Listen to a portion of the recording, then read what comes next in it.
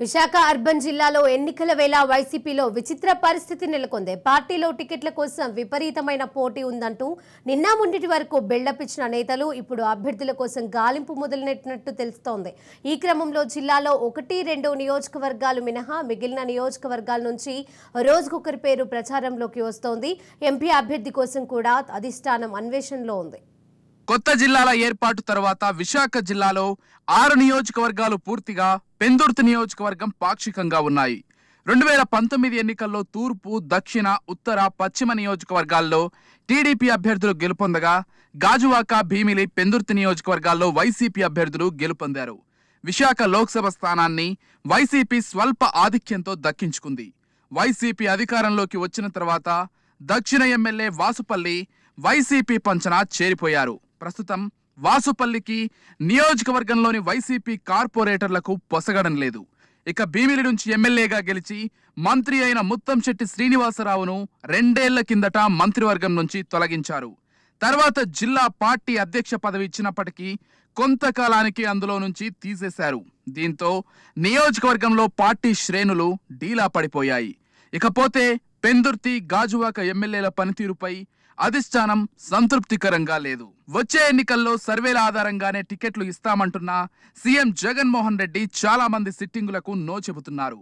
జిల్లాలో ఇప్పటికే గాజువాక ఎమ్మెల్యే తిప్పల నాగిరెడ్డికి టికెట్ ఇవ్వడం లేదని చెప్పి 70వ వార్డు కార్పొరేటర్ ఊరుకూటి రామచంద్రరావును సమన్వయకర్తగా ప్రకటించారు. పెందుర్తి ఎమ్మెల్యే అదీప్ రాజుకు కూడా అక్కడ టికెట్ ఇవ్వడం లేదని ఇప్పటికే సంకేతాలు ఇచ్చినట్లు పార్టీలో ప్రచారం జరుగుతోంది. సిట్టింగులను తీసేస్తే వారి స్థానంలో ఎవరిని తెచ్చి పెడతారోనని ఆయా నియోజకవర్గాల్లో ద్వితీయ శ్రేణి నేతలు ఆందోళన చెందుతున్నారు. దక్షిణ నియోజకవర్గ టికెట్ వాసుపల్లికి ఇస్తే తాము సహకరించేది లేదంటూ కార్పొరేటర్లు బహిరంగంగానే చెప్పడం, కొంతమంది కార్పొరేటర్లు ఇప్పటికే పార్టీని వీడి వెళ్లిపోవడంతో అధిష్టానం కూడా పునరాలోచనలో పడినట్లు పార్టీ నేతలు చెబుతున్నారు. భీమిలి నుంచి పోటీకి ముత్తంశెట్టి శ్రీనివాసరావుకు కూడా ఇంకా గ్రీన్ సిగ్నల్ రాలేదని చెబుతున్నారు. విశాఖ ఎంపీ ఎంవివి సత్యనారాయణను తూర్పు నియోజకవర్గం సమన్వయకర్తగా ప్రకటించారు. దీంతో వచ్చే ఎన్నికల్లో తూర్పు నుంచి ఎంవివి పోటీకి దిగడం ఖాయమని తేలిపోయింది. ఆయన ఇప్పటికే నియోజకవర్గంలో విస్తృతంగా పర్యటిస్తున్నారు. ఎంవివి స్థానంలో ఎంపీగా కొత్త అభ్యర్థిని ఎంపిక చేయాల్సిన పరిస్థితి ఏర్పడింది. పార్టీలో ప్రస్తుతమున్న నేతలు ఎవరూ ఎంపీకి పోటీగా చేసేందుకు ఆసక్తి చూపడం లేదని చెబుతున్నారు.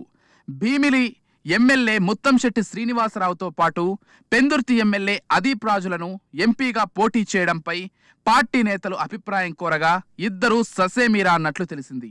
దీంతో ఎవరిని ఎంపీగా పోటీకి దింపుతారనే దానిపై పార్టీలో అనిశ్చితి ఏర్పడింది. ఇక అధికారంలో ఉన్న పార్టీ తరపున ఎంపీగా పోటీ చేసేందుకు ఆశావాహులు పోటీ పడాల్సింది పోయి అభ్యర్థి కోసం అధిష్టానం గాలిస్తున్నట్లు తెలిసి నేతలు నిట్టూరుస్తున్నారు.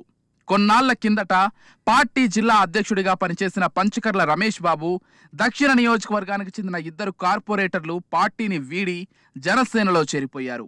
వారం కిందట ఎమ్మెల్సీ వంశీకృష్ణ శ్రీనివాస్ పార్టీని వీడి జనసేనలో చేరారు. ఆ తర్వాత రాష్ట్ర బ్రాహ్మణ కార్పొరేషన్ మాజీ చైర్మన్ సీతంరాజు సుధాకర్ పార్టీకి గుడ్ బై చెప్పేశారు.